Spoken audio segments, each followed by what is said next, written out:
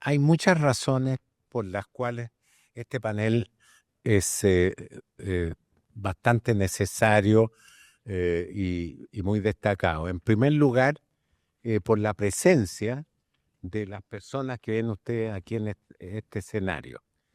Eh, en el orden que los ven ustedes está Kerry Kennedy, Eduardo Bertoni, Santiago Cantón, Angelita Vallens, Santiago Cantón y Nanyala Neyabola. No voy a perder el tiempo haciendo una presentación de ellos. Siempre se dice que su presencia que se habla por sí misma, pero les pido a ustedes que lean por favor de quién se trata. Es gente con conocimiento, experiencia en los derechos humanos que han hecho una diferencia en el mundo, tanto desde el punto de vista de la teoría como la práctica. Así que es imposible encontrar un panel mejor para ver este tema de nuestro tiempo de características tan importantes. Quiero decirles, en primer lugar, una introducción al tema muy sumaria, porque cada uno de ellos va a ser una presentación de aspectos de este tema y no quiero perder tiempo para esperar sus valiosas contribuciones. En primer lugar, ¿de qué derechos estamos hablando para la gobernanza? Hay tantos derechos colectivos como individuales. He leído en la literatura que a veces se enfoca mucho en los derechos individuales, pero también hay un derecho colectivo, el Pacto Internacional de Derechos Civil y Políticos, el Pacto Internacional de Derechos Económicos, Sociales y Culturales, parten con el derecho a la autodeterminación como un tema de los derechos humanos. Y los derechos colectivos también hacen parte, más allá de la autodeterminación, de lo que conversamos. Y voy a dejar esto justamente para los diálogos posteriores, pero minorías, grupos étnicos, etcétera, podemos expandirnos más en eso. También está el tema de los derechos individuales y de nuevo los desafíos a que ustedes piensen cuál es la jerarquía de ellos. La libertad de votar, el derecho, la prohibición de no discriminación, entre paréntesis, es el único derecho mencionado en la Carta de las Naciones Unidas. La Declaración Universal, primero como una aspiración, y después por desarrollo de la costumbre y pactos internacionales, se explayó en otros derechos. Pero la prohibición de discriminación está en la Carta de Naciones Unidas, y eso es esencial. La no discriminación está en el corazón mismo de los derechos humanos. ¿Cuál es el origen de esto? Hay teorías que es derecho natural. Les confieso que a mí no me gusta mucho hablar de la naturaleza de algo, porque he visto la discriminación a las mujeres y antes se decía por naturaleza. Y esto es solo un ejemplo. Construcciones humanas se basan a veces o le echan la culpa a la naturaleza. Pero hay algo bueno en verlo como un derecho natural, que es algo que no requiere codificación, no requiere tratado, no requiere derecho consuetudinario. Pero la regulación y establecimiento de estos derechos tiene un origen, la reacción en contra de las atrocidades que tuvieron lugar en la Segunda Guerra Mundial. Había ejemplos anteriores, pero esto fue un impulso muy grande para la codificación. Y no solo para un listado de derechos, sino también para establecer responsabilidad, primero estatal y después individual por su violación. Ahora, muchas veces justificamos estos derechos por razones utilitarias, cuando hablamos de gobernabilidad. Les pongo un ejemplo. La gobernabilidad estable requiere estos derechos, requiere el consenso, y requiere la libertad de expresión, requiere la participación popular. Talleyrand, se le atribuye a él o a Napoleón Bonaparte, creo que la literatura tiene más razón con Napoleón Bonaparte, dice que las bayonetas pueden servir para cualquier cosa, pero no para sentarse en ellas. Y esa es una metáfora respecto de la necesidad de consenso, de participación, de gobernar teniendo en cuenta estos derechos esenciales. Y como digo, hay una razón utilitaria, porque aunque en nuestras vidas aparece muy largo estos periodos que han tenido lugar con el uso de las bayonetas en el mundo histórico, estos periodos ciertamente después de la Segunda Guerra Mundial, en muchas ocasiones tienen el problema de la estabilidad. ¿Ah? Ahora, como digo, siempre vemos razones utilitarias, pero ojalá se pueda capturar por intuición quizá, que son valores en sí mismos, que no solo se explican por el utilitarianismo. Y quizá entenderlos por sí solos como valor tiene un significado especial. He hablado de la importancia de los derechos humanos para la gobernabilidad, pero la gobernabilidad democrática también tiene importancia para los derechos humanos. Bien, voy a dejar esta introducción breve y vamos a escuchar por 10 minutos, hasta 10 minutos, a cada uno de los participantes que hay aquí y después vamos a tener tiempo para preguntas y comentarios. Los incentivo a que los hagan. Yo soy profesor he sido profesor en distintos lugares en el mundo y les confieso que he visto que muchos se desconectan después de los primeros 20 minutos. Y no queremos que ustedes se desconecten, sino que sean activos participantes.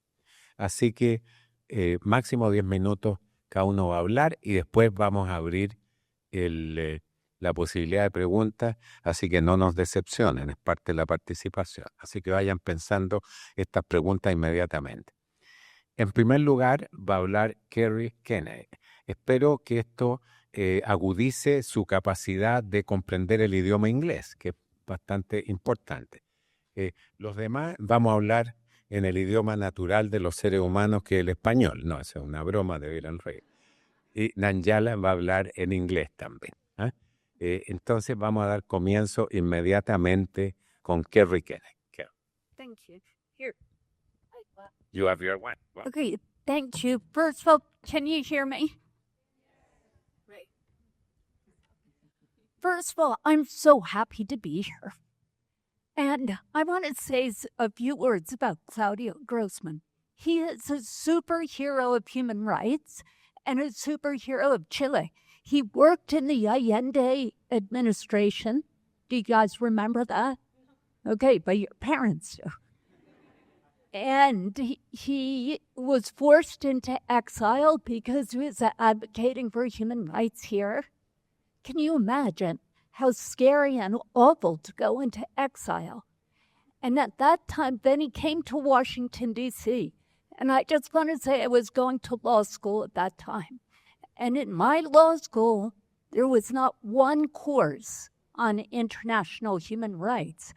And this man built a generation of human rights defenders because he built the courses that people needed to take in order to understand what human rights are.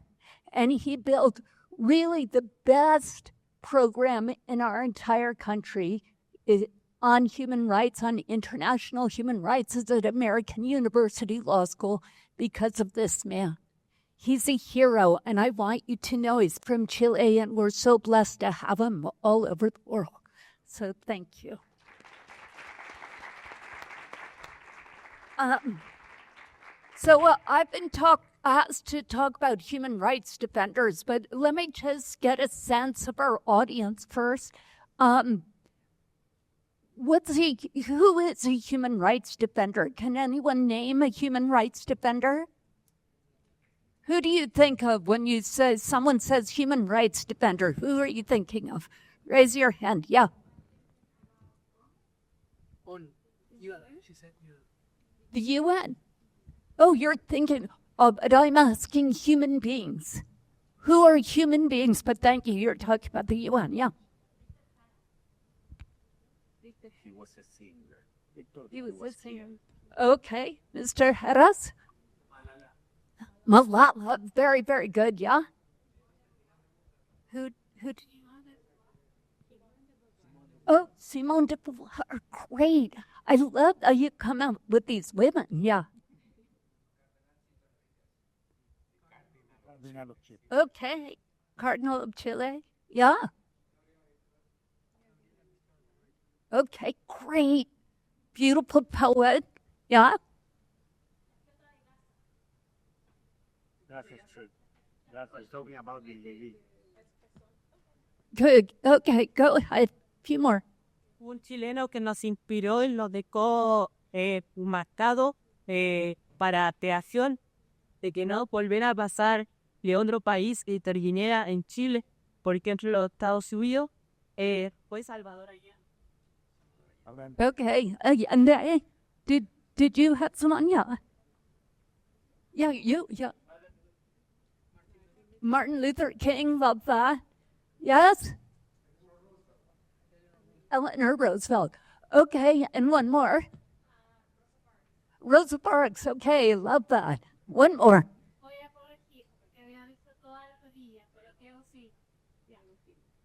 Diego Silla. Okay, great. So you've all got the idea of who are the human rights defenders. The Dalai Lama, Archbishop Tutu, others of Malala, and the others who you talked about. Now, what is it all these people have in common? What is it about them that makes them human rights defenders? Who can talk about that? Bravery. Yes, bravery. Very good, yeah. They speak up and speak out. Yeah, it's very good, yeah. Sí, y sí, diga todos. No, en serio que para ir, ahí sí va atractivo. Acá con los... They suffer from Discrimination. discrimination, okay? Yeah? You in the white shirt, then you in the black shirt.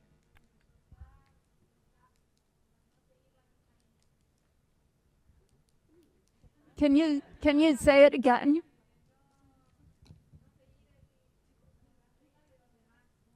Not all of these. Music. Yeah, to pray. It's all. President. Yeah. They don't follow unfair rules. They break the rules that are unfair, okay? Respetar los derechos humanos, los derechos internacionales, respetarse entre los países. Buscan que se mantenga el derecho internacional entre ellos. Thank you. They respect human rights. We have one here, one here, one there. Una constancia activa en la defensa de los derechos humanos.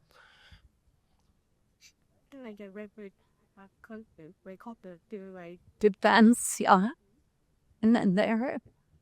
And then the back. Not all of them were son of intellectuals. They were just people who knew that people were suffering, and they stood up and they were firm with the decision, and they stand up, they were louder, and they got up and they got the attention of people because they knew what was happening, it's bad. So these people are brave and they stand by what they believe. That's something that I believe. They're firm people. Okay. Okay, Claudia is saying I only have 5 minutes more, so I'm going to take a break here for a second. Okay, so you've all talked about some of the things human rights defenders have in common. To me, what's really important about human rights defenders is that they combine two things. They combine bravery, which is overcoming fear for something more important. But all of us have done that. Has anybody taken a test that you weren't ready to take, but you take it anyway, right? Because you're brave. You're doing something for something more important. But this is bravery on behalf of the community. So, and that's what makes it courage. That's the difference between courage and bravery. This is courage on behalf, it's bravery on behalf of the community. And they do it with a loving heart. That's what all these defenders have in common. And that's what all the people up here have in common as well. Now, today, human rights defenders are facing enormous challenges because the world is becoming more and more autocratic and less democratic. And at the same time as that's happening, they're facing traditional persecution. So that's imprisonment, torture, death, exile, false charges against them by governments, persecution by other actors like oil companies or mining companies.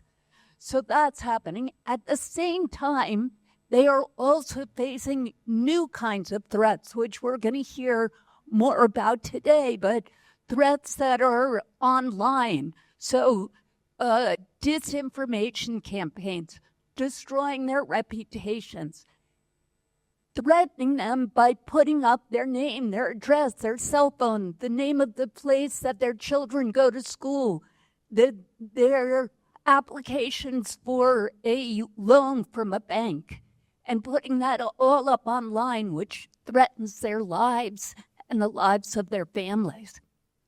And there's something called SLAPPs.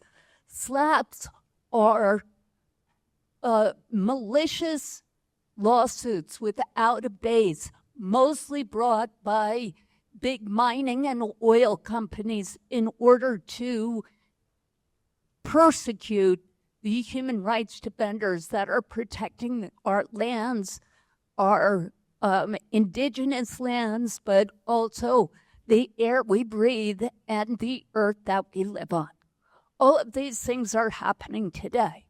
But the people who are defending them, they're our greatest heroes. How much time do I? None? Okay. The only big papers we implement here in the papers of that. Okay, yep, you. Okay, well, I'm taking back part of my minute that you just spent talking. Also, I get the part where I was introducing you. Right, so now I have 2 minutes. You after me. Okay. So I just want to tell you one story about a human rights defender I met recently. She's a woman who was trafficked as a child from Honduras to the United States. And then she escaped her trafficker. She was raped again and again. And she escaped her trafficker. And then she started a nonprofit organization for people who had survived trafficking. And she, just a few months ago, 7 months ago, was told by her doctor, you probably have, she's 28 years old, a little older than some of you. You probably have colon cancer. Colon cancer is one of the most aggressive cancers there is. And you're going to die unless you get treatment. So you need to get an X-ray so we can find out the treatment. A couple of days later, she was kidnapped by ICE in the United States. And she was sent into detention. And I interviewed her in the detention facility a few months ago. And in the course of all the time she's been in detention, do you think they let her go see a doctor and find out if she has colon cancer? No. They denied her right to seek that treatment because of her advocacy on trafficking. And I said to her, how do you keep going? How do you keep going? And you know what she said? She said, I had to do a presentation before the judge. And I was so scared because I know my whole life depends on this conversation with the judge, but I had no idea what the judge was going to ask me. And then I had the interview with the judge. And then my lawyers, which are the lawyers from my organization, our organization, sent me the transcripts. And so I now have the list of all the questions. So how I spend my time in this detention center is I'm talking to all the other people who have to go before a judge. And I'm telling them these are the questions. And we practice so that when they go before the judge, they're prepared. Now think about that. That is a deeply spiritual human being. That is a moment of grace, of God speaking to us, of such beauty. This woman who has nothing, and she's finding a way to serve humanity. Here. So I would urge you, in whatever thing you decide to do with the rest of your life, find a way to serve others, because that's what will give your life's meaning. Thank you.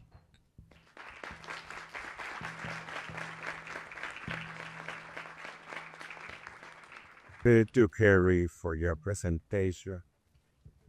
You have seen Kerry Kennedy is a person that not only develops theories about human rights, but she is a real hero of the human rights movement, putting action into words. So thank you again, Kerry, for your presence here. We're now going to offer the floor to Eduardo Bertoni.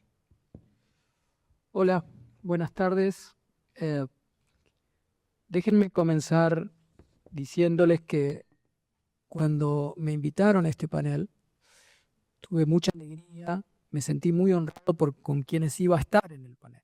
No siempre uno cuando nos invitan a hablar está acompañado por personas de la jerarquía que tenemos hoy, así que esa fue mi primera alegría. Y mi segunda alegría ocurrió hace 10 minutos, 15 minutos, cuando vi a todos ustedes. Veo casi todos gente muy joven, seguramente muchas son estudiantes. Casi todos los que estamos aquí, además de nuestro rol en algún momento de activistas, tenemos un rol docente, somos profesores. Yo soy profesor en este momento y tengo algunas, digamos, reacciones cuando veo estudiantes delante mío. La primera reacción es decirle a los que están en el fondo, vengan para adelante, así conversamos. Vengan, no pasa nada, pueden estar adelante. Vengan, no se queden ahí atrás. Bueno, ustedes sí lo pierden, pero vengan, vamos, adelante. Mi segunda reacción, cuando veo que tanta gente joven viene a un panel que habla de gobernanza y derechos humanos, y después de haber escuchado lo que Kerry decía, es que el compromiso por los derechos humanos cuando uno habla frente a gente joven es muy refrescante porque son ustedes los que tienen que mantener de ahora en más las banderas en alto, el respeto a los derechos humanos, el convencimiento que una sociedad justa no se construye sin respeto a derechos fundamentales. Entonces, tener la chance de conversar con ustedes sobre gobernanza y derechos humanos, y ver que ustedes están interesados, a mí me llena de alegría. Y ojalá que muchos de ustedes sigan lo que muchos defensores de derechos humanos que ustedes mencionaron aquí hicieron en el pasado. Yo hoy les voy a hablar de un tema que se está hablando bastante y que tiene mucho que ver con este evento, Congreso Futuro, y voy a tratar de ligar con ustedes la idea de tecnología, derechos humanos y gobernanza, o nuevas tecnologías, derechos humanos y gobernanza. Y siguiendo un poco la modalidad de Kerry, que yo la había pensado cuando vi casi tener una clase delante mío, yo les pregunto así rápidamente, muy rápido para que no se nos vaya el tiempo. Si yo digo nuevas tecnologías, díganme nuevas tecnologías, así, rápido. Inteligencia artificial, ¿qué más? ¿Qué?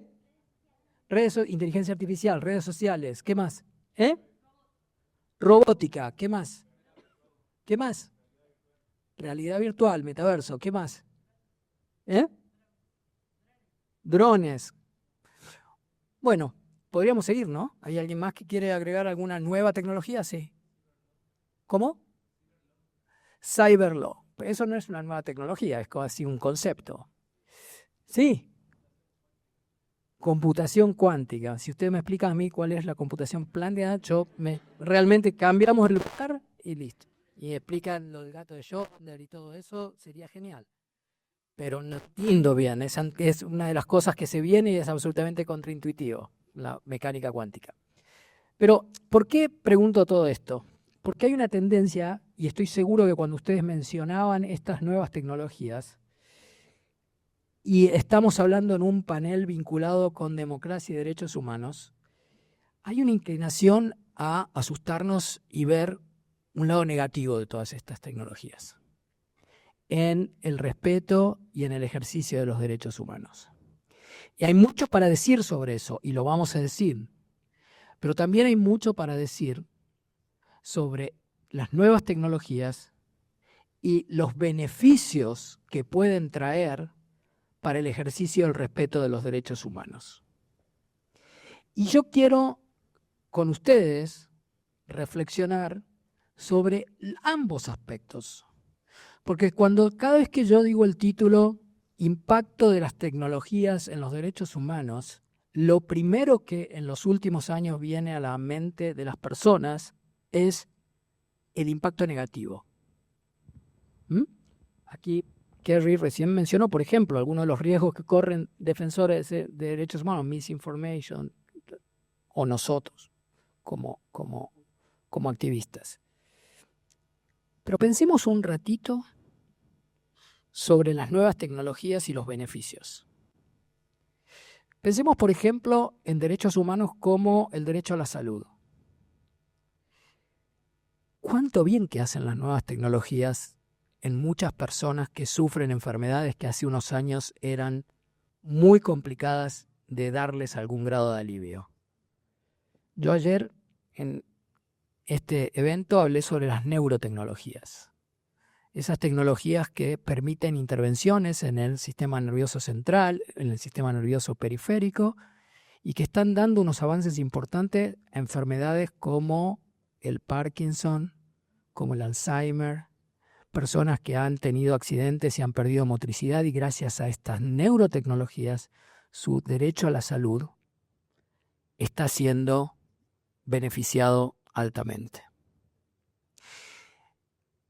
Pensemos en otro derecho, y este va a ser un poco más controvertido. Pensemos en el derecho a la libertad de expresión. Me alegro que cuando yo pedí que me dijeran nuevas tecnologías, mencioné Internet. Internet es una tecnología, pero no es tan nueva. Internet en realidad empieza en los años 60 del siglo pasado. Y la verdad es que cuando empieza la explosión de Internet se lo ve como una herramienta impresionante que le va a dar voz a un montón de personas que antes no tenían voz.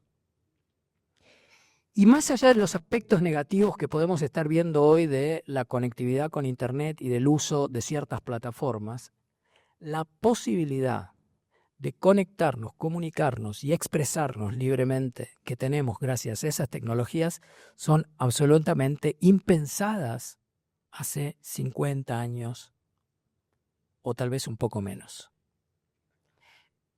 Ustedes estarán pensando también en la parte negativa y los invité a reflexionar en los dos aspectos. Alguien mencionó por ahí los drones. Quiero seguir lo que dijeron ustedes. Fíjense que no estoy leyendo. Los drones son una tecnología, en realidad son máquinas no tripuladas, pero que pueden servir, por ejemplo, para que un agricultor pueda tener una visión más acabada de la tierra como para saber dónde sembrar o no sembrar. Y eso se vincula con un montón de otros derechos humanos. Yo podría seguir con algunas de las tecnologías que ustedes mencionaron, tratando de impulsarlos a que cada vez que pensamos en las tecnologías pensemos también en los aspectos positivos. ¿Por qué? Porque cuando pensamos en el impacto negativo de las tecnologías que lo tienen, y si quieren y seguramente vamos a conversar un poco de eso, cuando pensamos en el aspecto negativo de las tecnologías, surge la necesidad de regulaciones para que la utilización de esas tecnologías no tenga ese impacto negativo en los derechos humanos. Una tecnología, 2 minutos, una tecnología que no mencionamos es la tecnología, por ejemplo, de reconocimiento facial. Tecnología de reconocimiento facial que está en todos lados. En todos lados hay cámara, en todos lados nos reconocen, entramos a un lugar y demás. Claro, todo esto hay que regularlo para que no impacte negativamente en nuestros derechos, pero el problema es que ese tipo de regulaciones dependerá de cómo llevamos adelante esas regulaciones para que estemos generando un ecosistema en donde la utilización de esas tecnologías no sea una utilización positiva. ¿Qué quiero decir? Y para ir terminando. Si el tema que nos convoca es gobernanza y derechos humanos, y yo les hablo sobre nuevas tecnologías metido en esta discusión, dependerá una buena gobernanza, un buen respeto a los derechos humanos de algo que parece obvio, que es cómo vamos a llevar adelante la regulación de estas tecnologías, de manera tal que no abramos la puerta a que esa regulación, por un lado, impida la innovación, o que gracias a esa regulación pueda ser utilizada justamente para lo que no queremos que se utilice. Y termino con el ejemplo.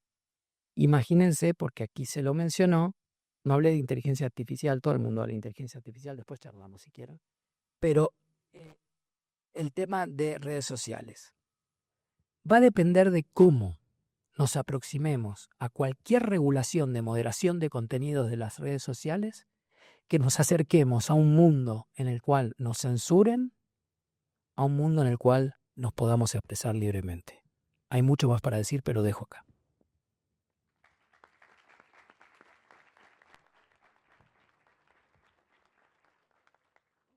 Gracias, Eduardo.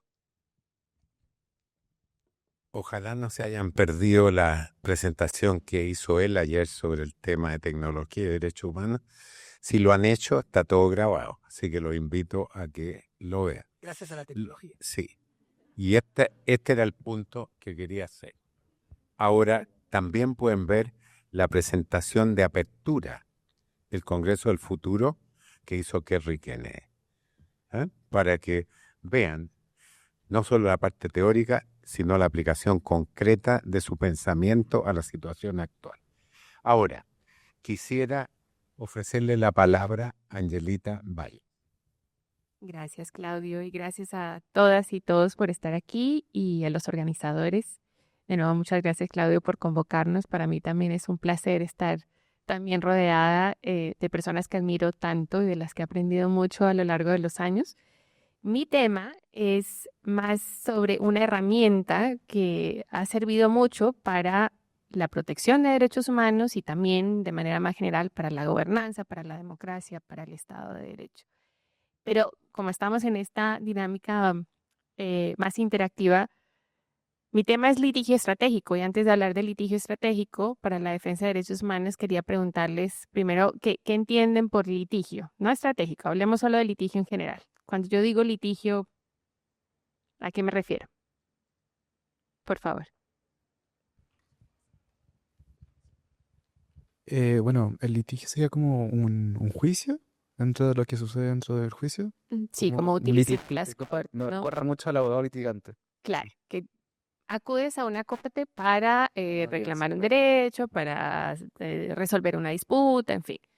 El litigio estratégico va un poco más allá porque busca no solo solucionar un problema individual, algo muy específico, sino cambiar algo, un problema más estructural. Y en derechos humanos eso es muy importante. Cuando decimos que hacemos litigio estratégico, como una herramienta de defensa de derechos humanos, lo que estamos tratando es de cambiar una situación estructural, donde no solamente hay una violación a un derecho humano de una persona específicamente, sino que ese caso específico representa algo más generalizado, ¿no? Entonces podemos pensar en muchos tipos de violaciones Pero como herramienta, sobre todo para el tema de la democracia, ha sido una herramienta muy útil también con sus dificultades.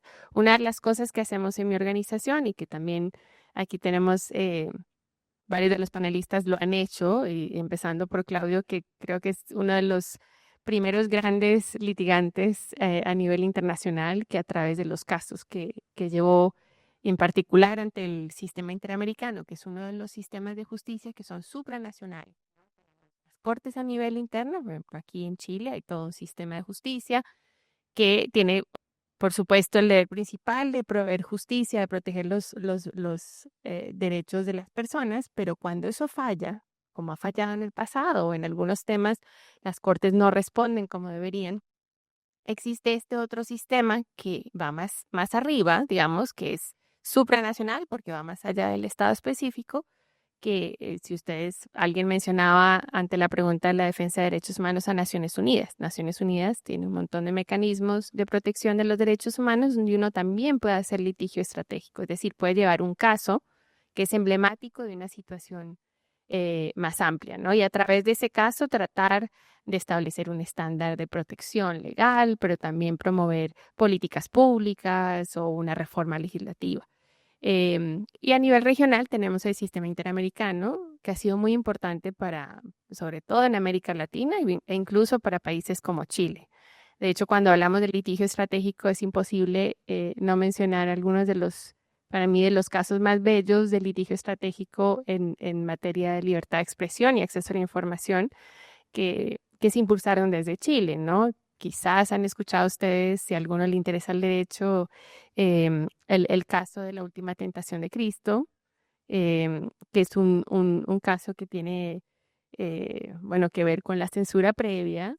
Es una película muy antigua, la última tentación de Cristo, probablemente no se la han visto, pero es un clásico del cine, muy recomendado. Y en la época de la dictadura en Chile, pues no se permitió que fuera proyectada. Y eso generó un caso que permitió que se reformara la Constitución en Chile. O sea, a través de un caso muy específico se puede lograr una reforma muy importante que para efectos en particular de libertad de expresión fue fundamental no solo para Chile, sino que creó un precedente para toda la región, incluso a nivel internacional. Otro caso muy bonito, sobre todo si les interesa el tema de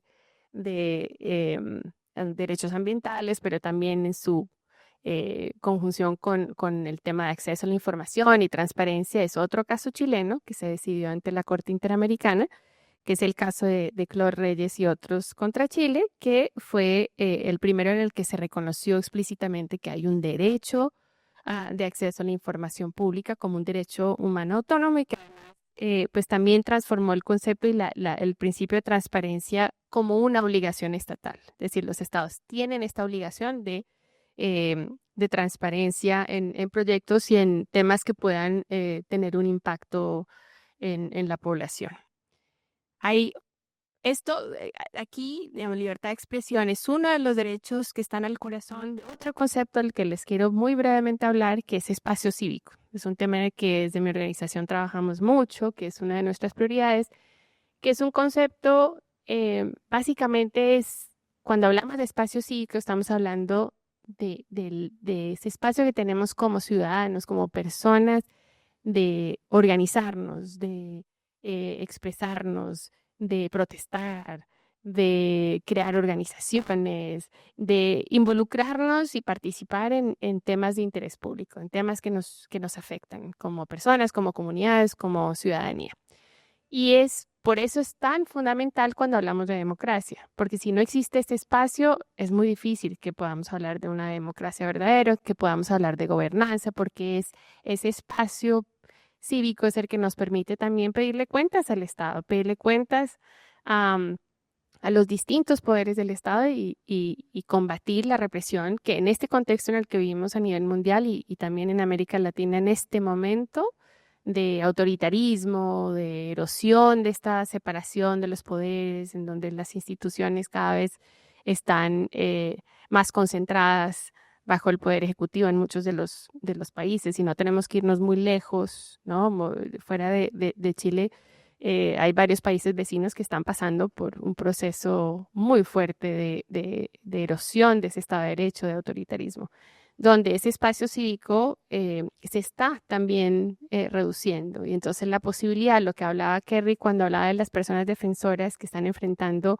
los desafíos clásicos, digamos, pero también los desafíos nuevos, es parte de esta tendencia muy, muy preocupante que estamos viendo a nivel mundial de cierre del espacio cívico. Y aquí otra vez conectándolo con el tema de litigio estratégico, pues sobre todo a nivel internacional, el litigio estratégico sigue siendo con muchas dificultades, pero una de las herramientas que tenemos para tratar de combatir este cierre del espacio cívico, ¿no?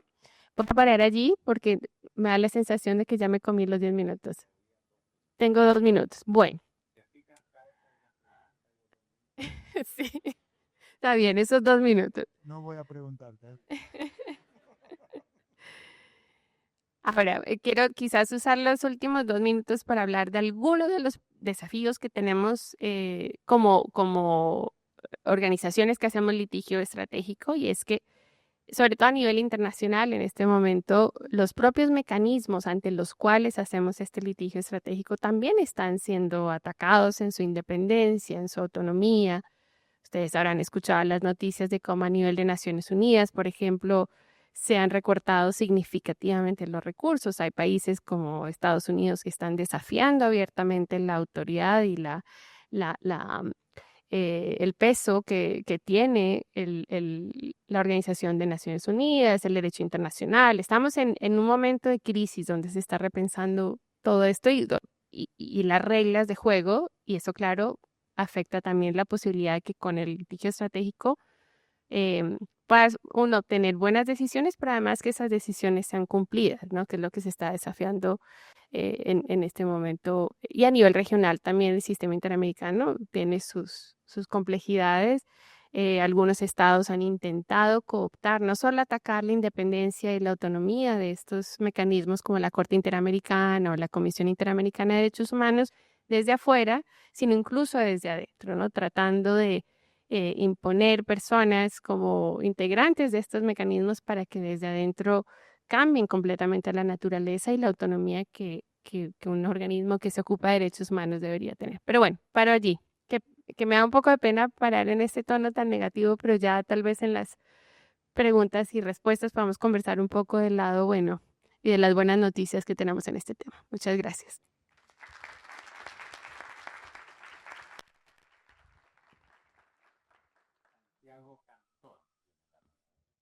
Muchas gracias, Claudio, y también, al igual que los que hablaron antes que yo, una linda sorpresa que estén todos y todas ustedes acá, y sobre todo por la juventud que hay acá, que eso es importante para lo que estamos trabajando. Voy a retomar un poco lo que mencionó Eduardo con respecto a las nuevas tecnologías y después hacer una explicación sobre de qué hablamos cuando hablamos de derechos humanos, y después voy a explicar por qué. Pero primero, ¿ustedes se sorprenden hoy en día cuando se suben a un automóvil, lo prenden y salen manejando? ¿Se sorprende alguien? ¿Se sorprenden cuando se suben a un tren y viajan 20 kilómetros de distancia y van a sus casas? ¿Se sorprenden o se sorprendieron cuando recién aquí cerca, cuando venimos para acá, de golpe en una sala yo vi 2 robots caminando al lado mío? ¿Se sorprendieron? ¿Y por qué se sorprendieron de eso y no del auto? ¿Por qué? Porque es nuevo. Exactamente, porque es nuevo. El problema es que hoy estamos viendo los derechos humanos como un automóvil y un tren, no como algo nuevo. Estamos acostumbrados a los derechos humanos, los hemos institucionado, los hemos incorporado y nos parece algo de todos los días. Y ustedes leen en los diarios los derechos humanos, y mira, derechos humanos, y no se detienen a pensar qué es lo que está, de qué se trata el tema. En 1948 hubo una verdadera revolución. Cuando se aprueba la Declaración Universal de Derechos Humanos fue una revolución en la historia de la humanidad. Fue la mayor creación en beneficio del ser humano en la historia de la humanidad. La aprobación el 10 de diciembre de 1948 de la Declaración Universal. Ahora se van a cumplir dentro de poco 8 décadas, 80 años, y ya no nos parece algo novedoso. En aquel entonces sí fue una revolución que es lo que yo siempre llamo, fue el Big Bang de los derechos humanos. El Big Bang en el universo es cuando se crearon los planetas, con una enorme explosión. El Big Bang de los derechos humanos fue la Declaración Universal de 1948. A partir de ese momento hubo una explosión de derechos humanos en todo el mundo, con la aprobación de cientos, si no miles, de tratados, declaraciones, resoluciones, declaraciones de principios, miles de cosas. Además de eso, se crearon instituciones en el mundo entero. Estábamos hablando de las Naciones Unidas aquí recientemente, pero además de las Naciones Unidas se crearon instituciones en casi todas las regiones del mundo. Nuestra región, América Latina, tiene una Comisión Interamericana de Derechos Humanos y una Corte Interamericana de Derechos Humanos. El sistema tenía una Comisión Europea y una Corte Europea, hoy tiene solo una Corte. El sistema africano tiene una Corte Africana de Derechos Humanos y una Comisión Africana de Derechos Humanos. El sistema del sureste de Asia tiene un sistema también propio de derechos humanos. El 75% de los países del mundo están bajo de algún tipo de protección de estos organismos de derechos humanos, y todo ser humano en el planeta tiene alguna protección debido a las Naciones Unidas. Un ilustre chileno, José Salaquet, que también trabajó en los derechos humanos, él hablaba de las redes de seguridad del circo. Esa es la red de los derechos humanos, permiten que ninguna persona puede caerse y no estar protegida. Siempre todos tenemos alguna protección. Cuando algunos países intentan crear zonas donde no hay protección, inmediatamente toda la comunidad internacional de derechos humanos sale a decir, eso no existe. Todo ser humano tiene una protección. Eso fue una revolución como nunca antes para la dignidad de la persona. Y eso creo que tenemos que tenerlo muy presente. Bueno, pero derechos humanos no es solamente eso. Uno piensa en derechos humanos y piensa en ejecuciones, piensa en masacres, piensa en ese tipo de cosas. Pero derechos humanos también han logrado enormes progresos para la democracia. Ahí Angelita hacía algunas menciones. Fue gracias al sistema interamericano en gran parte que Chile derogó la ley de censura previa, por el caso que menciona Angelita, de la última tentación de Cristo, aprobó una ley de acceso a la información, derogó el tema de los senadores de por vida, como existe antes, vitalicios y designados. O sea, esos fueron todos aportes concretos a mejorar la democracia de todos los países. Y eso ha pasado, yo puedo pasar el día dando ejemplos de todos los países, cómo a través de los derechos humanos se mejoró la calidad de vida de las personas, de cada uno y cada una de ustedes. Y eso es lo más importante. Bien, eso se está deteniendo. En parte por lo que mencioné al principio, ya nos acostumbramos y no lo peleamos como se peleaba en aquella época. Lo tenemos adoptado y es una cosa más. Y no le damos tanta importancia, creo que eso es un error. Pero aparte hay gobiernos que están atacando eso. Siempre ha habido gobiernos a lo largo de las décadas que atacan los derechos humanos y atacan las instituciones, pero siempre había un gran número de países, la enorme mayoría que estaba a favor y avanzaba por esto. Hoy en día eso se está acabando, esa luz se está apagando. Y hay un ataque constante a los derechos humanos por parte de nuevas ideologías que no creen en los derechos humanos. Constantemente, todos los meses, tenemos algún país que está atacando en el seno de las Naciones Unidas a los derechos humanos. Y eso es lo que no lo podemos permitir. Eso no lo podemos permitir. Y es donde yo creo que es vital el rol que tienen ustedes. Y con ustedes me refiero a la gran mayoría de los que están en esta sala por la edad. No vamos a hacer nosotros lo que podamos hacer el nuevo cambio, pero lo tienen que hacer ustedes. Y lo tienen que hacer ustedes entendiendo que es necesario retomar la bronca y la rabia que existía en 1948, que hicieron la fundación de los derechos humanos. No se va a lograr simplemente de los escritorios, los que trabajamos en derechos humanos, de las burocracias de los organismos internacionales. Yo fui parte muchos años de organismos internacionales y sé que eso es una burocracia muy difícil de mover. Van a ser ustedes desde, sabémoslo, con cuidado para que después no me acusen que estoy promoviendo algo indebido, desde las trincheras, desde el trabajo diario, creyendo nuevamente en los derechos humanos. Voy a terminar con una poesía de un poeta irlandés. Lo voy a mencionar primero en inglés y después una traducción libre, porque siempre las poesías suenan muy feo en el idioma del cual no son. Y es una poesía de Dylan Thomas, que era un poeta inglés, y que cuando se estaba muriendo su padre, y su padre aparentemente no estaba luchando para seguir con vida, le escribe una poesía que dice en inglés: "Do not go gentle into that good night. Rage, rage against the dying of the light."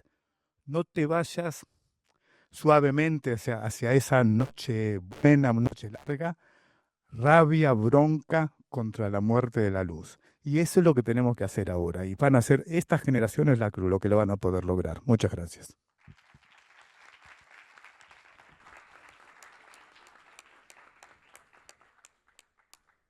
Gracias, Santiago.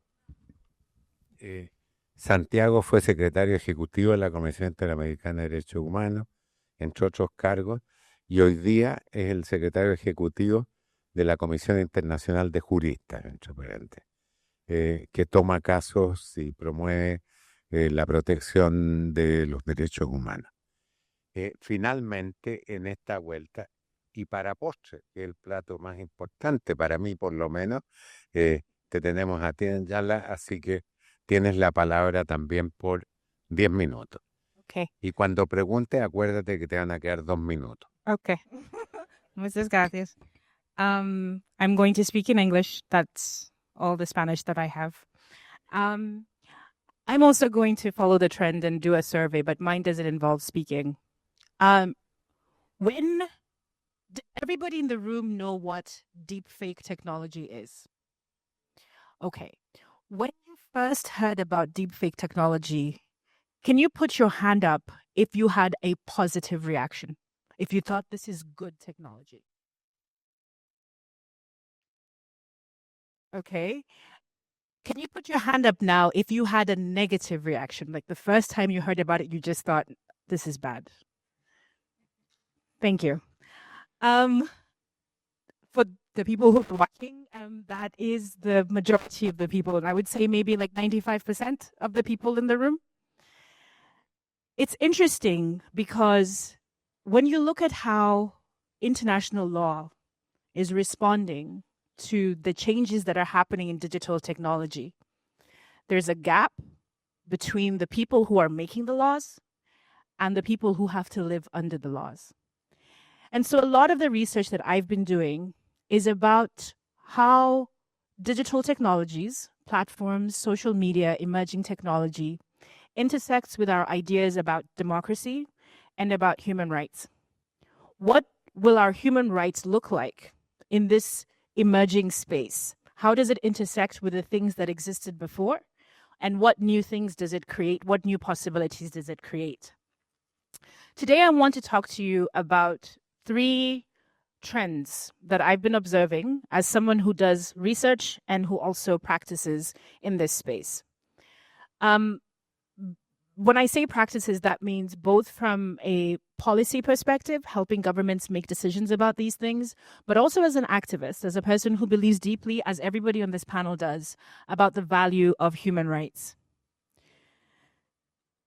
I use the deepfake technology example because it points to something really important, which is the fact that many of the outcomes that we're seeing, the negative outcomes that we're seeing in digital technology, are things that women especially have raised the alarm about, but get ignored because we've normalized the idea that violence against women in digital spaces is normal, is a consequence, and the solution to that is that the women should log off.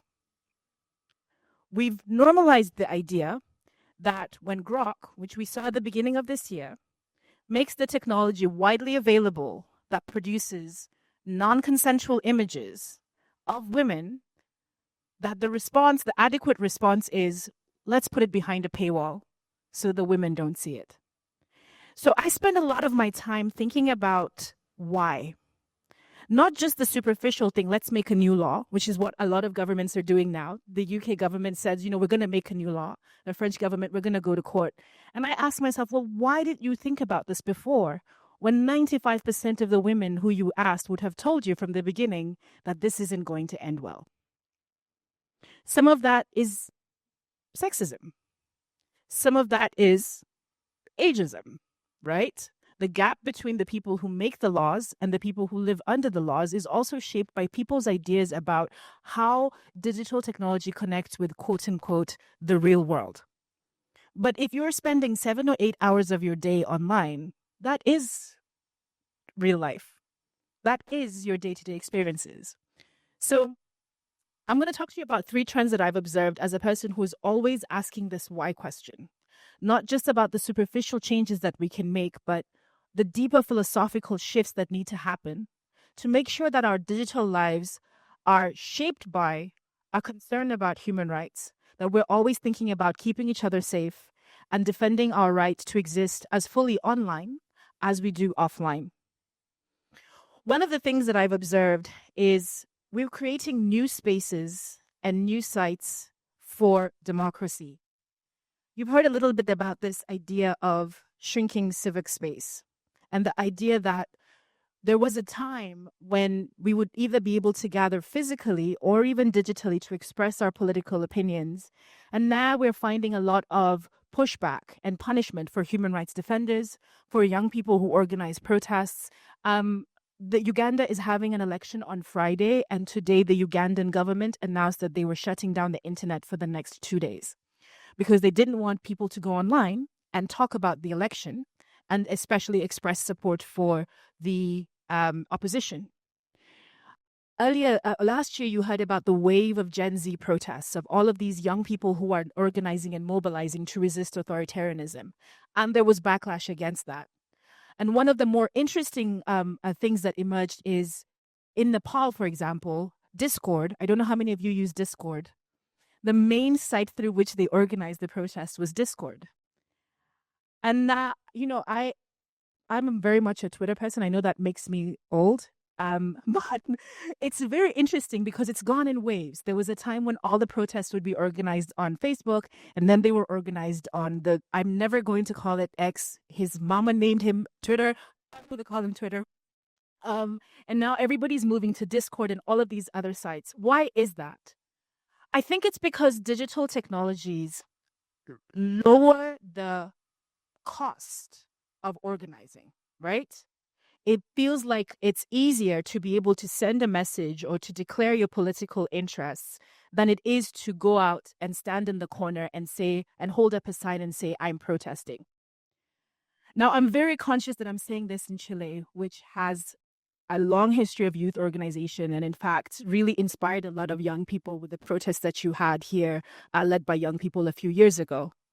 But what really we're seeing globally is that social media platforms or digital platforms that were created for something else are becoming the primary way through which young people are mobilizing for political action, especially young people in contexts whereby our traditional sites of democracy, elections, protests even, are not available. The good news is that you see a lot of civic engagement. We see a lot of young people who know things that certainly when I was their age, I would have absolutely no idea what you were talking about. You see a lot of people who are in Kenya when we had our Gen Z protests. People translated the provisions of this law, the finance bill, which is a tax law. Even people who are not tax lawyers would be like, this is 200 pages of a lot of things. And they translated it into 44 languages, the languages of the country, just volunteers. It was a level of engagement that we have never seen in history, and it's all young people doing it on their own time. The other side of that, though, is that we're seeing this intensification or this far-right conversation really taking a hold of digital spaces, and particularly in the way in which young men are interacting with each other and with young women. And I want to emphasize young men, not because young women's experiences are not important, but because I think sometimes when we talk about youth online, we forget and we lose sight of the need that we need to address both groups of people in order to have a balanced society.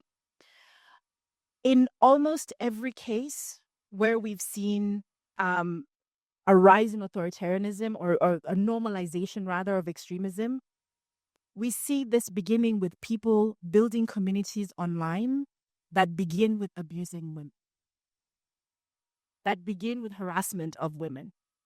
And then those people build an audience and they normalize that conversation.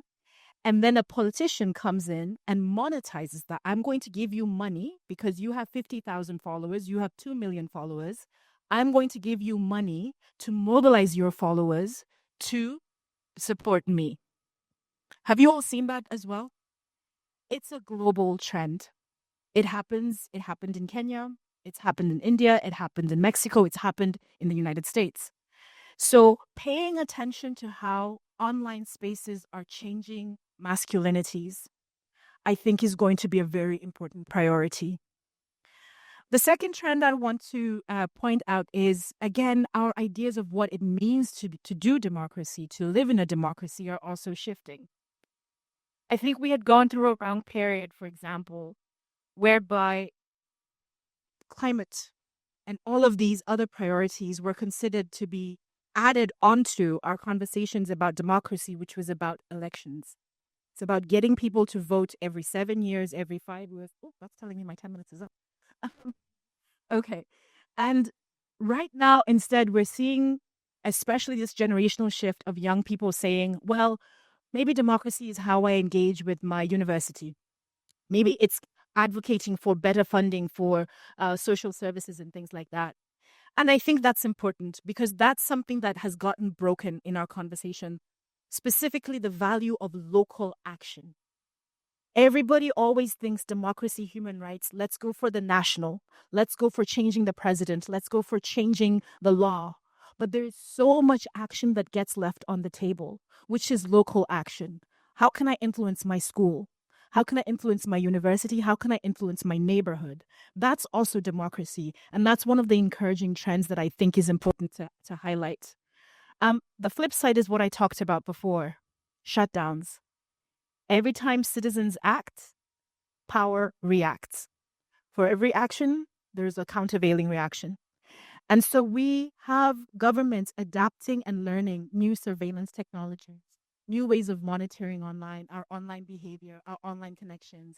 And critically, and this goes to my last point, the relationship between platforms and governments and how that intersects with democracy. Because, and again, this is my last point, I cannot emphasize enough. This is something that I tell young people, I tell activists all over the world. It's really important to remember that social media platforms, online platforms, these are private companies. We are doing so much of our public life and our organizing and our advocacy and our connectivity on private platforms. That means their interests, bottom line interests, is profit. Not your safety, not democracy, not the health of our countries. It is profit. What that means, has meant in many countries, is when the government asks for a shutdown, they get it. When they ask for information about activists online, their identities, they get it. When they say, if you don't do XYZ, we're going to shut you down, they do it. So I always urge people to think about it, and young people, as our lives become more and more interconnected with online media spaces, remember that all the time. This is not the same as you walking to the public square organizing a protest. This is not the same as you organizing people in your neighborhood. These are private platforms. And so we cannot lose our analog, our offline political lives because we say we're doing things online. We have to keep organizing in IRL. We have to keep organizing our communities. We have to keep organizing in our societies because ultimately that is where the most power lies and we can't leave it on the table. I'm going to close. That is my last point. But the very last thing that I'm going to underline is I'm here as a person who has studied the law and who has studied politics and who has done all of these things. And I do believe in the value of the law. But I would like to emphasize that there are other ways in which we can impact social change. And there's always an arsenal of tools. And one of the things that we always leave on the table is the power of ideas. And it's so important to be in spaces like this, like the Congreso, which are about ideas. You can also shape our digital, our democratic, our human rights future by changing the ideas that form the foundation of how we understand the world works. I'm going to leave it there. Thank you.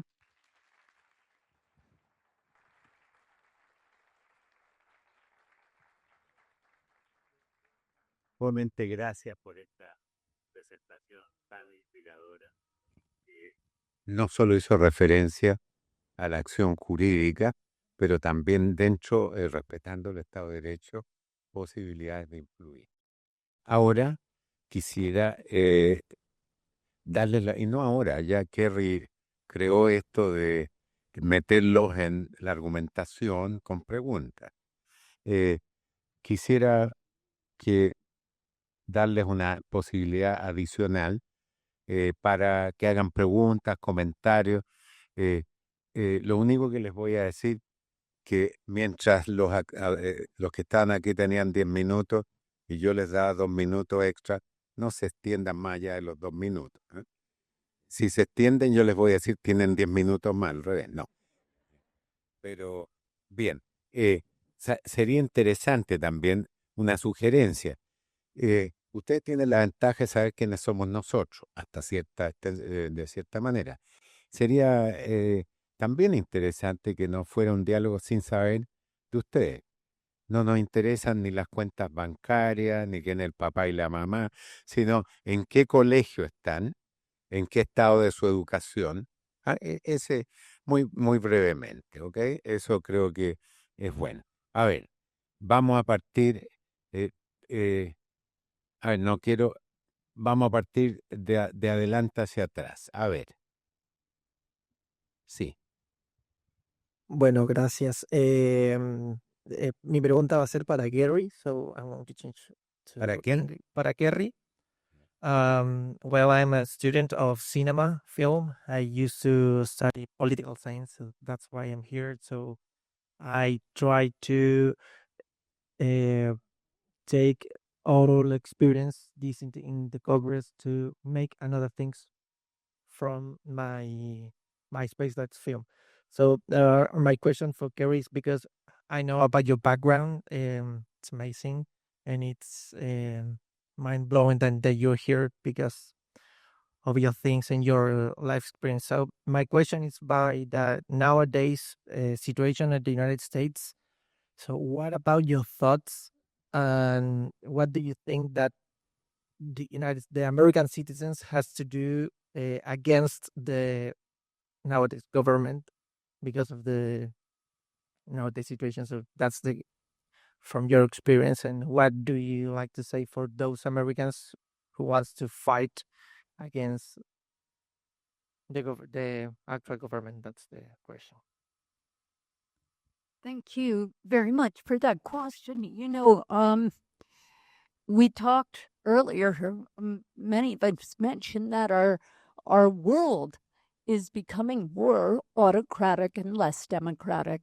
And the United States is certainly a case in point. We have a president who is the most corrupt in the history of our country, who has targeted people who are the most marginalized for repression, people who are living in poverty, who have no access to health care, no access to food, and taken that away. And he's targeted his so-called enemies, women's groups, LGBT groups, civil rights groups, opposition political figures, journalists, and more. So everybody has a role to play. As we sat down here, I was just glancing through the New York Times, which I shouldn't be doing on stage, but anyway, it was.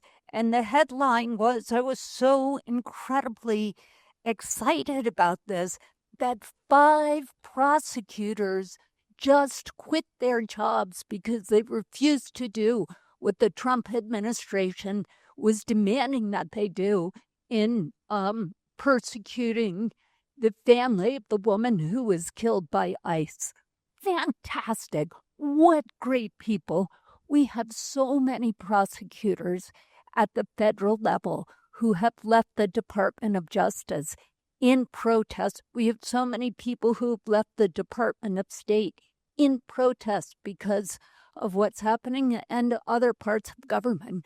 Now, we need a robust government, but you also have to laud those heroes who are giving up their jobs, their livelihoods, their health care, their children's schools, their housing, because they think what our country, what our government is doing is morally wrong.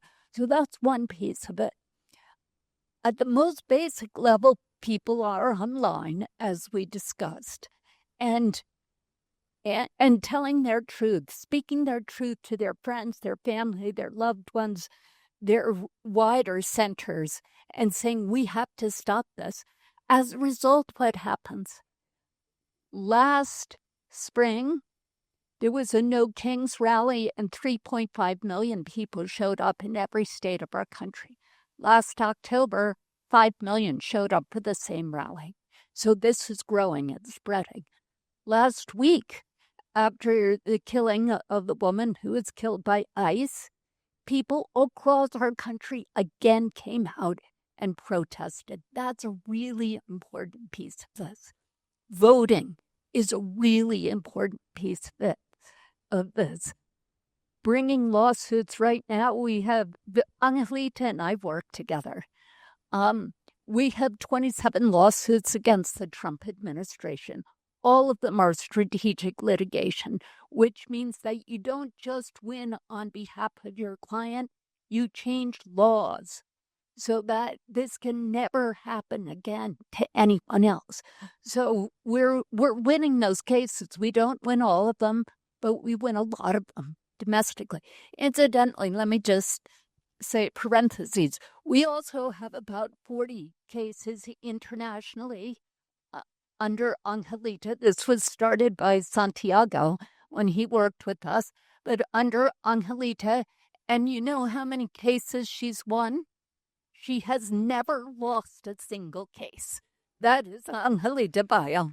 Like, she is a goddess. Believe me, a goddess in our midst. We're so lucky to have her. But so there are many, many ways that people can get involved and say, I'm going to change. Do voter registration. Call your friends, call your family, get out there and vote. Write letters to your senator. There's so many ways that people, and new and interesting ways that people are coming up with to say, this is not my country, this is not my values. We want a country that's based on love and peace and compassion towards those who suffer. And that's what we're going to build. Thank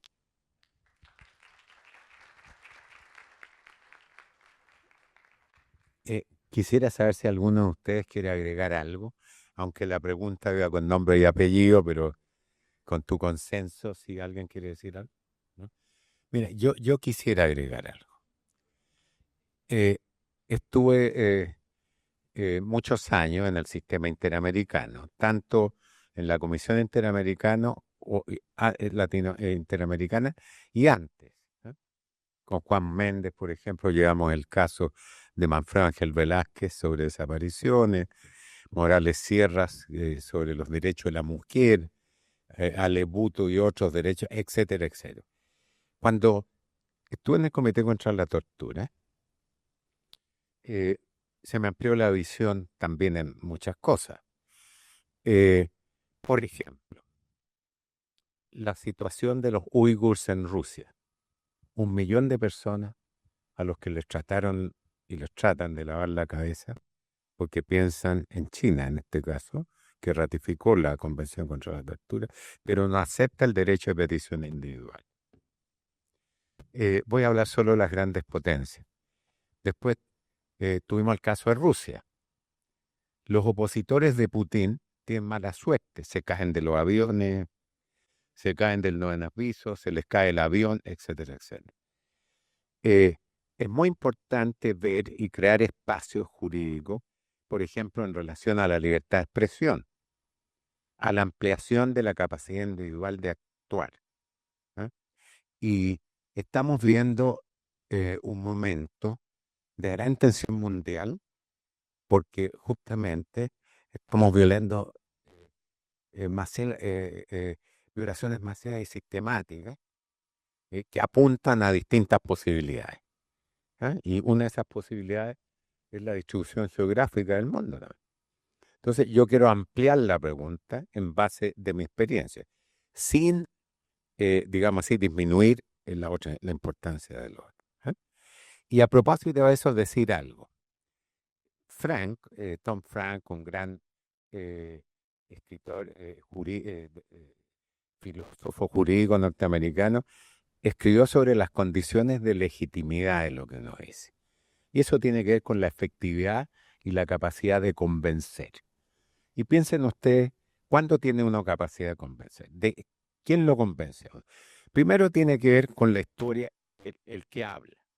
Muchas cosas, a mí se me ocurrió esto, nadie me escuchó. Bueno, resulta que en vez de la trayectoria del individuo, segundo, con la lógica y principios que articulan. Y una condición de legitimidad es también la consecuencia. O sea, no pedir libertad de expresión solo para quienes están de acuerdo conmigo. No pedir la protección de los derechos humanos solo para los que están de acuerdo conmigo. Esto no quiere decir que no haya posibilidad de acción selectiva de acuerdo a ciertas condiciones, pero la capacidad de convencer, efectivamente, y no solo hablarle a los que creen como uno, también tiene que ver con esta decisión que uno toma que en el campo de los derechos humanos, que uno no se va a preguntar cuál es la concepción política, las adhesiones personales que tiene una persona, y si está o no de acuerdo con nosotros, con el objeto de que también hagamos una argumentación de derechos humanos hacia ella. De nuevo, abusé esta capacidad de moderador para compartir algunas cosas. Y además no me puedo dar 2 minutos para mí nomás, lo que crea un conflicto de interés. Prometo no volver a intervenir así rápidamente. Bien, otras preguntas. Vamos viendo, digamos, fila por fila. Ya, pasamos. A ver, ¿cómo vamos a decidir esto? No hay una moneda para tirar al aire. A ver, ya tienes el micrófono en la mano, así que eso se llama el derecho de haber ocupado algo. Estábamos hablando del tema de la libertad de expresión y me gustaría tocar ese tema de nuevo porque la libertad de expresión con el tiempo y con las nuevas redes sociales igual se ha vuelto una red de doble filo para la democracia. Con las fake news y la desinformación se ha vuelto algo bien complejo para el uso democrático. Entonces, ¿ustedes están de acuerdo que este es un precio a pagar, entre comillas, para poder mantener un Estado democrático como sin regulación de la libertad de expresión, si se puede decir así? A pesar de no contar con información veraz, y a raíz de esto también han surgido muchos tipo coaches como de superación personal que están adoctrinando a todos nuestros, entre comillas, jóvenes a tener conductas agresivas. Generan discursos de odio a través de desinformación y generan también que estos niños abusen de otros niños en jaulas, en redes sociales, creando discursos de odio, y es algo que está afectando mucho a muchas generaciones y a muchos países en general. Hay literalmente personas que son estandartes de lucha en estas cosas, por ejemplo, quizás Charlie Kirk en Estados Unidos o Temach en México, por ejemplo. Cualquiera puede responder.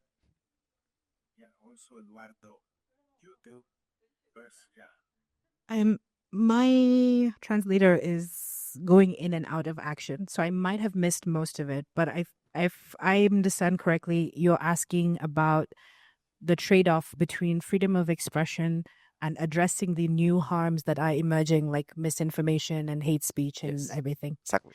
This is one of the most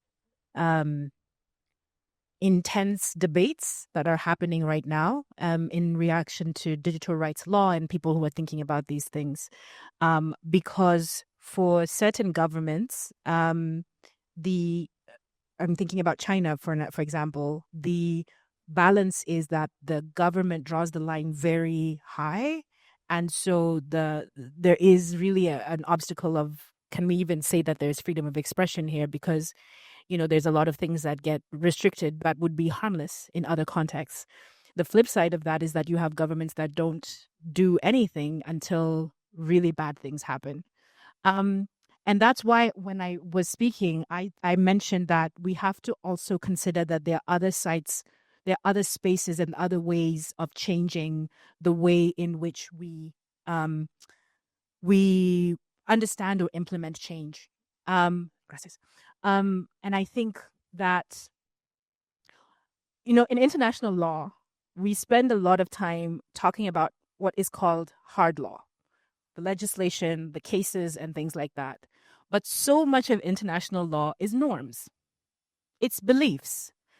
My criminal law professor taught me that 90% of people obey 90% of the laws 90% of the time. Most countries obey most laws most of the time. The value of legislation and cases is for the 10% of all of those things. So I think one of the ways in which we need to think about this is beliefs, norms, behavior. There are ways in which we behave with each other that have nothing to do with the laws, but because we respect each other and we recognize each other's humanity, and we recognize that the people will be harmed if we don't change that. So I think, in addition to calling for legislation, and there should be legislation, there should be things, I think that there's also an opportunity in this regard to say things like shame. My friend posts this every day because it's his thing. He says, bring back shame. People should be ashamed of behaving badly. And we need to call each other out when people behave badly, because that's also part of changing norms. When you see your friend behaving in a way, going online and posting hateful comments, some of you play video games. This happens a lot in gaming. If you see someone on a gaming platform behaving badly towards a woman because she happens to be there, you should call them out. That's also rule making. It's just not hard rules.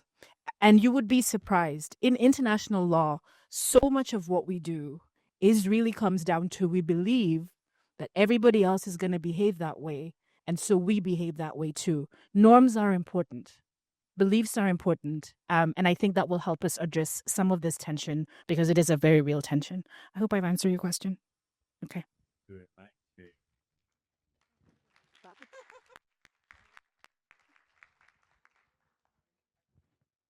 ¿Se escucha? Sí, hay muchas manos levantadas y muchas ganas de hablar en el panel también, así que está buenísimo. El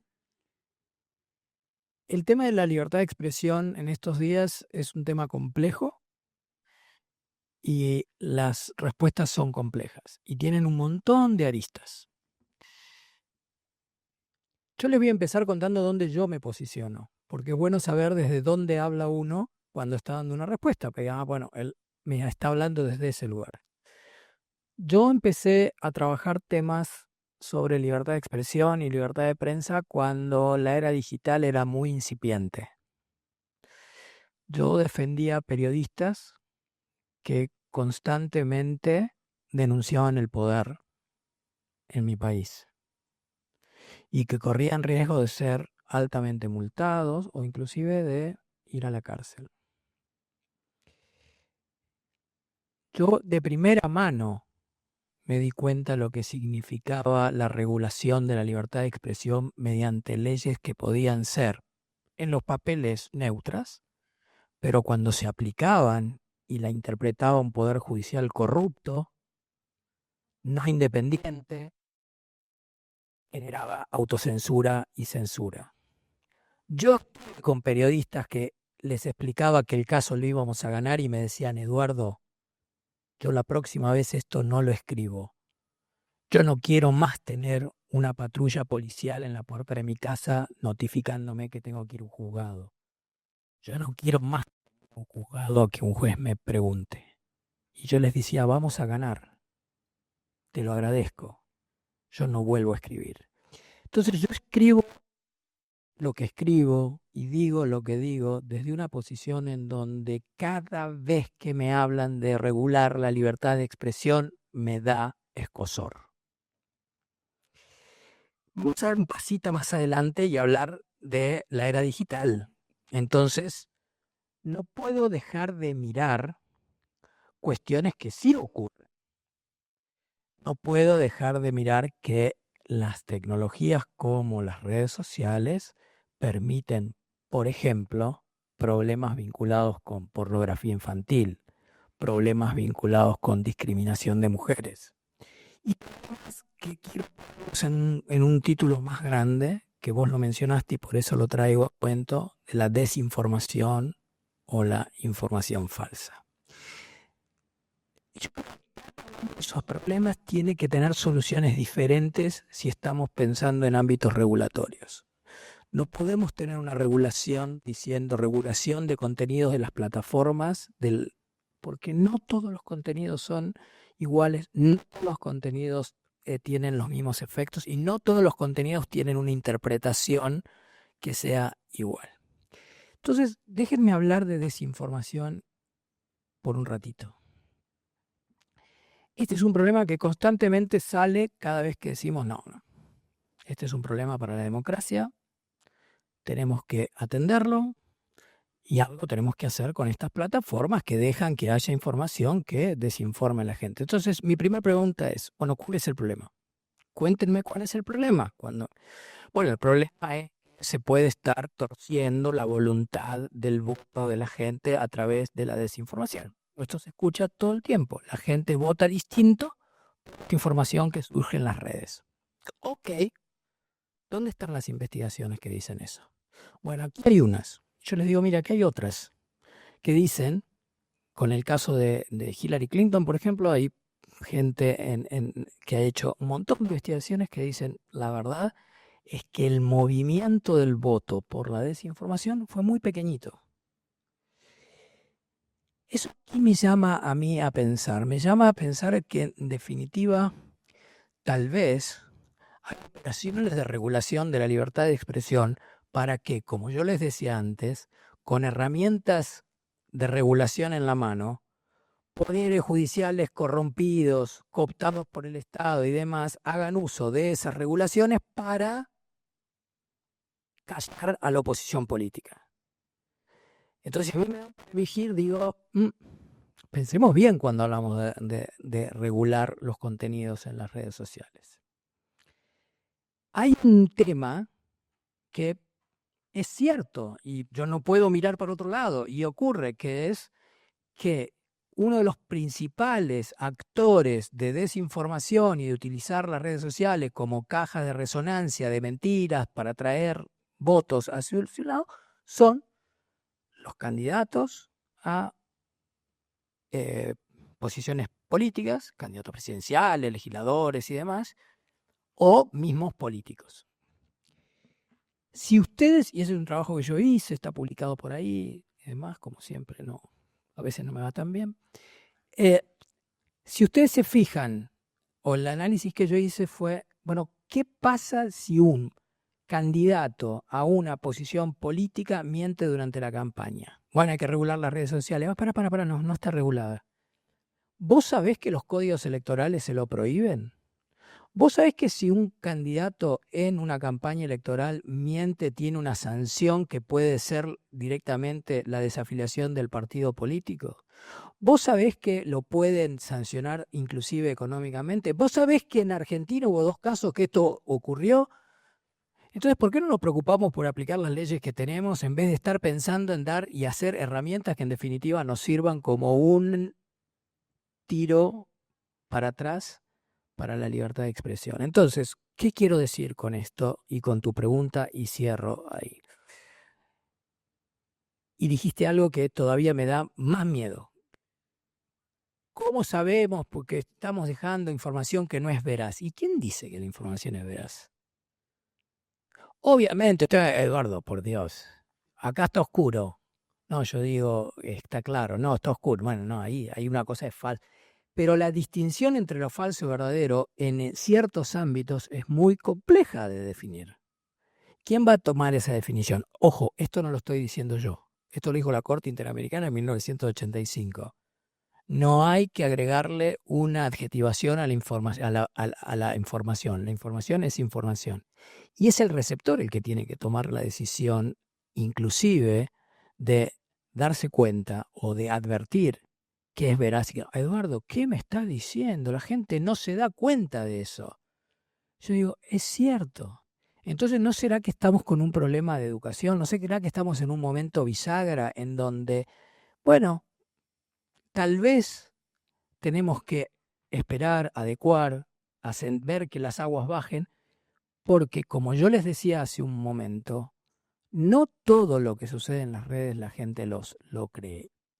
Dicho esto, con la posibilidad de inteligencia artificial y de crear imágenes y de todo lo que ya sabemos, puede ser que se nos ocurra, nos sea todavía más complejo determinar la diferencia entre lo verosímil y lo verdadero. Pero creo que son procesos de educación frente a las nuevas tecnologías y que lo vamos a superar y que las nuevas tecnologías y que estas tecnologías en definitiva nos pueden traer más beneficios que problemas. Que tenemos que estar alerta, que hay ciertos problemas que tenemos que tomarlos. Pero cuidado cuando hablamos de regular la libertad de expresión. Ofrezco la palabra. I offer the floor to, I think, Kerry, you want to. Well, I would make a couple of points here. Number one, the dream of somebody who is in charge of the panel is that they would have a huge fight. And you've got it. That means you are going to go again. Yes. Okay. And I mean, I can tell you, I was sent a text just last week of Pope Leo, my hero, one of them. But Pope Leo just going after Trump, as hard as a person possibly could. And it was as real, I would say, that was completely real, but it was totally fake. I mean, completely fake. So I don't know about you, but I want that regulated. And yeah, I know you don't. Well, okay, you don't want that regulated. I think there's a value in having it regulated so that people know that this is not true. And it's True. Well, the way I know it was not true is I sent it to a friend of mine who runs the magazine that the American Jesuits, and he said, absolutely untrue. So, somebody who knows what they're doing. But the point is that you're making my point. How would I know? Unless I happen to know the person to ask the question of. And that's why it has to be regulated. But I'd also love to hear from Nigel and Santiago. We'll take only a couple of seconds. In general, I agree with many things on the issue of en general, estoy de acuerdo en muchos temas de libertad de expresión con Eduardo, en la gran mayoría de los temas. Y yo creo todavía que hay que tener cuidado con respecto a que creo que la pregunta es en realidad si es necesario regular, teniendo en cuenta el estándar tradicional del texto partidito de que si es legítimo, de si es proporcional y de si es necesario una sociedad democrática. Si cumple eso, yo creo que todavía hay un margen ahí que se puede explicar. Sin embargo, creo al mismo tiempo que es necesario regular algunas cosas. Hoy en día el espacio público que conocemos, ese espacio público es privado, no es público. O sea, es un espacio público enorme, gigantesco, y es privado. y está ya demostrado que, los que controlan X se encargan de que aquellas personas que están en contra de la visión de Elon Musk, y esto fue un estudio que hizo el New York Times, nunca son repetidos sus tweets. Se reduce drásticamente. Aquellas personas que tienen una posición contraria a Elon Musk o a Trump, sus tweets no pueden ser repetidos o disminuyen drásticamente la cantidad de gente que lo sigue, por lo que hace los encargados de los algoritmos de la plataforma. Yo creo que en la actualidad, en el mundo de hoy, tiene más poder que el presidente de Estados Unidos o cualquier presidente del mundo los ingenieros de algoritmos de las grandes plataformas.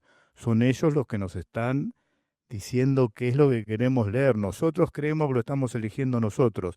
Es un porcentaje muy reducido de la gente en el mundo entero que tal vez se dé cuenta de qué es lo que tiene que buscar. La mayoría está cayendo y leyendo lo que los dueños de las plataformas quieren. Y eso ha creado un efecto claro del famoso echo chamber o tiene otros nombres que se le da, que ha creado, a mi juicio, una polarización mundial. Lo he hablado muchas veces con Eduardo. Personalmente creo que hay estudios sociológicos ya que demuestran eso. Creo que ahí se está abriendo la puerta para la necesidad de regulación. Yes. And I want to emphasize, I think that there are, the point I agree on is that there are different challenges that require different solutions. For some things, regulation is going to be the solution. For some things, national legislation is going to be the issue. For some things, changing people's norms, beliefs, ideas is going to be the solution. I think that the problem of misinformation is often misunderstood. Yes, misinformation might not change your behavior at that election on that day. But what we are seeing over time is the shifting of people's perceptions of specific ideas, of specific beliefs, of specific behavior. So the thing that makes it possible, for example, for Trump to come in 2016, to be voted out, and then to come back with a larger margin is a shift that's happening over a 10, 15-year period. It's not just that election. In the UK, for example, or even in France, the growing popularity, the resurgence of Nazi rhetoric, of far right, it's not something that happens for that election. It's something that's normalized over time. People think that it's normal to say positive things about fascism. It's normal to celebrate authority. And then it happens over multiple. Like it's that to use a term of art, is a shifting of the Overton window. It's the shifting of the things that people think are acceptable to say, believe, whatever over time. And so misinformation, it's like when you have a wooden chopping board. You know, when you have a wooden chopping board, if you wash it immediately and dry it immediately, it's going to be fine. If you put it under a tap and the tap drips and drips and drips and drips over time, it's going to warp, even if it's less water overall. So what we're seeing with misinformation is maybe it's not about regulating as a ban. Maybe it's about, on one hand, we regulate the use of misinformation in specific contexts, electoral contexts, political contexts. But we add to that shifting of public behavior, belief. Where do people get their news from? We strengthen the news media. We strengthen public broadcasting, which has standards. We don't just do one thing and say, well, we've addressed misinformation, but we look at it as a whole of society response and look at it as a long-term response. We're not just doing this because the election happened in 2016, but we're thinking about what is the information ecosystem from start to finish that we want our political behavior, our political actions to happen in. So I think it's more than just that one response. No, porque me siento un incomprendido. Yo, en general, soy incomprendido. No, hablando en serio, no quiero ser incomprendido. Yo creo, y lo dije, que hay ciertos lugares en donde hace falta alguna intervención estatal. Saquemos los eufemismos, por favor. Regulación es intervención del Estado, ¿ok? Es intervención del Estado, porque si no estamos hablando de otra cosa. Y no entiendo de qué estamos hablando. Entonces, en algunos lugares hace falta la intervención estatal. Eso a mí ya me hace aprender algunas cosas. Cuidado, veamos bien en qué lugares queremos esa intervención estatal. Cuando yo decía, Gary, ¿de dónde obtuviste la información de que la información era falsa? Ella tuvo un mecanismo para obtenerlo. Bueno, hay mecanismos que podemos implementar, podemos regular, podemos incentivar desde los estados, apoyar, inclusive económicamente, que son todos los fact-checkers, por ejemplo. ¿Por qué no nos acostumbramos más en un proceso educativo a usar fact-checkings? Que los hay. Yo prefiero eso antes que alguien venga y me diga que va a regular el contenido. Esta cuestión, Santiago, de que leemos lo que los algoritmos dicen que leamos. Dos cosas. Primero, hay alguna cuestión que yo no me puedo meter porque no sé, pero que a partir de la posmodernidad se menciona como el sesgo de confirmación, que es que en definitiva la gente consume lo que está de acuerdo previamente. Esto es un problema, yo lo considero como un problema, pero no sé cuál es el origen de ese problema. No creo que el origen de ese problema sean ni los algoritmos, ni las sociedades. Algo nos está pasando que no queremos escuchar una visión contraria. No sé. Entonces usamos... pero Santiago, si querés hacer la prueba, los algoritmos los podemos engañar. Son engañables los algoritmos. Es cuestión de que nos entrenemos un poquito. Si un algoritmo, si nosotros buscamos música folclórica y al ratito buscamos clásica y al ratito buscamos salsa y a mí no me gusta ninguna de las tres, pero quiero ver, y el algoritmo puede empezar a ver distintas cosas. ¿Qué quiero decir con esto? Obviamente los algoritmos tienen en su conformación un sesgo. Yo no estoy negando eso. Pero que también es cierto que necesitamos nosotros entender las herramientas que estamos utilizando. Y yo prefiero eso antes que la intervención estatal. En muchos casos, en algunos es necesario. Yo quisiera hacer algunos comentarios. Porque Eduardo dice que no cree en la regulación en algunos contextos. Entonces, yo voy a aprovecharme de eso. En primer lugar, yo creo que en este debate falta pensar también en el derecho internacional. Porque cuando alguien dice no confío en el Estado, el desarrollo del derecho internacional tuvo que ver, después de la Segunda Guerra Mundial, en el hecho que no podíamos simplemente dejar al derecho constitucional como la última barrera a la que se podía recurrir con el objeto de establecer si un acto era legal o ilegal. Eso es el derecho internacional. Entonces, eso nos llama a pensar sobre el valor del derecho internacional en esto y cómo crear esas condiciones. Eso es el desarrollo del derecho internacional. Eso es el primer comentario. Así que no me convence mucho el argumento que ve esto como un tema interno. Ese es mi primer comentario. Segundo, hay que siempre partir de lo que hay, de alguna manera. La Convención Americana de Derechos Humanos, el artículo 13, yo he llevado casos de libertad de expresión, no contra Chile, pero contra Perú, por ejemplo. Y participé en los casos contra Argentina. El caso de Baruch Eichler. Bueno, y casos en Centroamérica, etc. En primer lugar, ¿cuál es el esquema de la Convención Americana? Uno dice, no hay censura previa sin perjuicio de las responsabilidades ulteriores. Entonces, ¿y qué es la regulación internacional? Hay que ver si podemos no establecer de dónde vienen las cosas. Pero eso llama regulación. O sea, al decir no hay regulación, no digo que se diga así, no hay regulación internacional, y estamos violando de alguna manera lo que fue el esquema de la libertad de expresión que existía. Y había excepciones, y hay en el derecho interno a la censura previa en las Américas, que son, por ejemplo, la pornografía infantil, etcétera, etcétera. Fuera de eso, el Pacto Internacional de Derechos Civiles y Políticos habla de la propaganda a la guerra y el odio racial o religioso.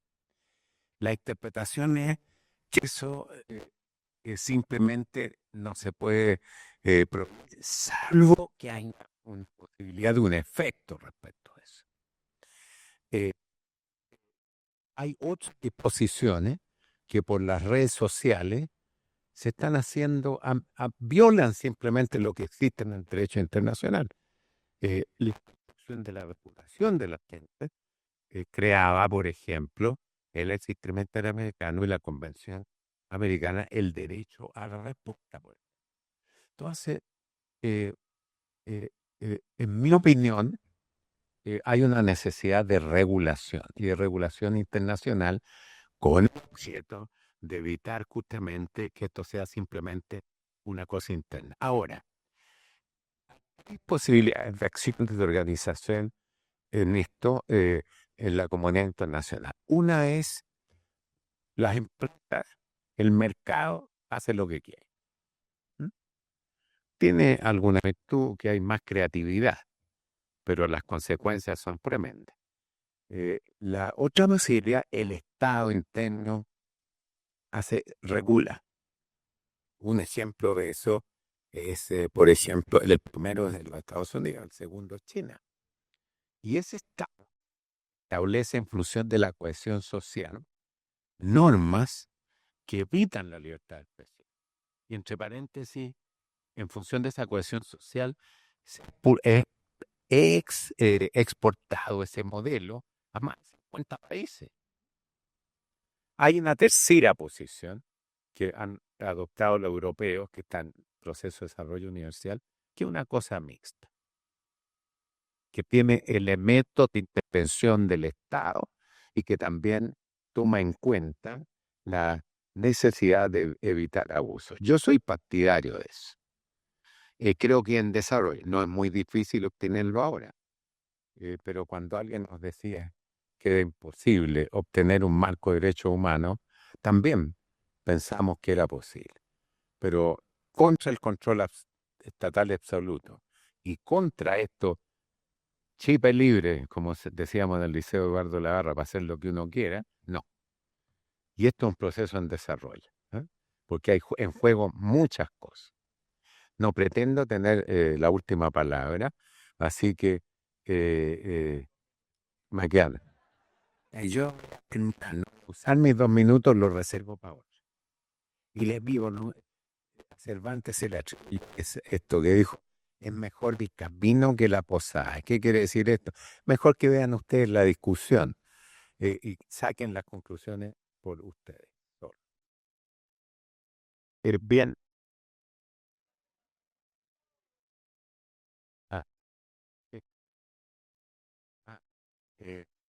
Gary is calling the questions. I see like 10 hands up. Perhaps we could say to them, speak at the same time. No, pero esto está a las 5:30, ¿no? 5:30. Entonces, vamos a tener que cortar, pero yo quisiera abusar del tiempo para decir una cosa, verdaderamente en los 2 minutos restantes. Siempre ustedes son jóvenes, tienen una ventaja. Lo único que tienen que esperar es que nos muramos los más viejos para hacer lo que quieran con la vida. Pero les quiero decir, uno no ve una hojita nomás en la tempestad. Y a veces se siente uno así frente a fuerzas poderosas.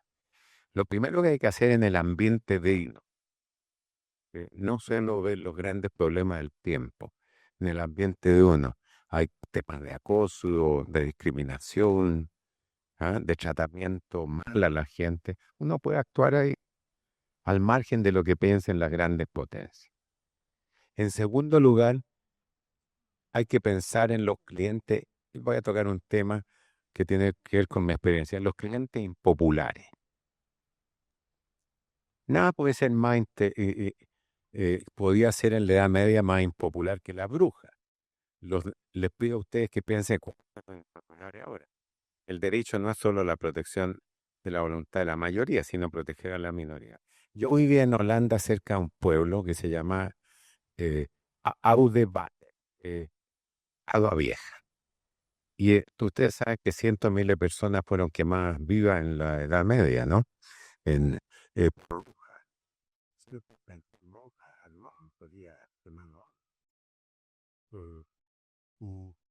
Los holandeses, que son muy prácticos, un grupo de holandeses dijo, todos saben que las brujas vuelan. ¿Mm? Y eso quiere decir que su apariencia es engañosa, porque para volar tiene uno que tener un peso menor de lo que su apariencia indica. Entonces crearon una pesa de las brujas, donde la gente iba y la pesaban, y si la apariencia indicaba, le dan un certificado señalando que no eran brujas. Eso muestra varias cosas importantes. Primero, esto de la pesa es un símbolo del derecho, pesar y equilibrar. Segunda cosa, lo disputado que existía. Era el derecho existente. Las brujas hay que quemarlas. Y ellos creativamente pensaron en la pesa de las brujas. Y fue parte del proceso, el término de la brujería. Si el Ozempic hubiera existido en esa época, estoy seguro que más de alguna persona se la habría puesto por si las moscas. Pero, y para terminar, hemos seguido inventando brujería. Pero lo más importante en los seres humanos no es que inventemos brujería, sino pesas de brujas. ¿Ah? Y yo creo que la generación de ustedes y la nuestra tiene una responsabilidad para seguir. Y como la dictadura del tiempo implica que terminemos, y aquí la acción dictatorial de los organizadores nos hace terminar, pido que le den un gran aplauso a los participantes en esta discusión.